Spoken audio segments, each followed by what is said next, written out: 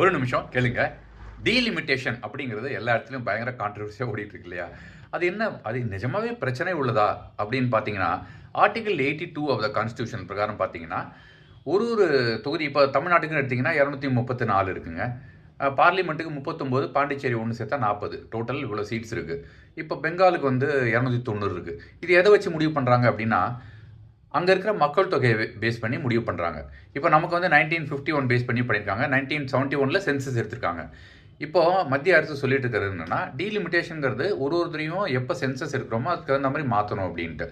இப்போ இந்த 1991க்கு அப்புறம் மறுபடியும் சென்சஸ் எடுக்கணும் அப்படின்ட்டு சென்சஸ் எடுத்ததுக்கு அப்புறமா எவ்வளோ மக்கள் தொகை இருக்கோ அதுக்கு தகுந்த மாதிரியான தொகுதிகள் பிரித்து கொடுக்கப்படும். அந்த வரையறை லிமிட்டேஷன் இருக்குல்லையே வரையறை, இப்போ வில்லிவாக்கம் தொகுதின்னு இருக்கு, அம்பத்தூர் தொகுதின்னு இருக்கு. இந்த மாதிரி தொகுதிகள் எத்தனை மக்கள் தொகை இருக்கும், எந்த வரையறைக்குள்ள வரும் அப்படிங்கிற அமைப்பை குறிக்கிறது தான் இந்த டீலிமிட்டேஷனுங்கிற அப்படிங்கிற ப்ராசஸ்.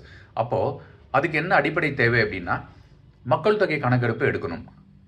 1991லேருந்து இப்போ 2026க்கு நிறைய மாற்றங்கள் இருக்கும்.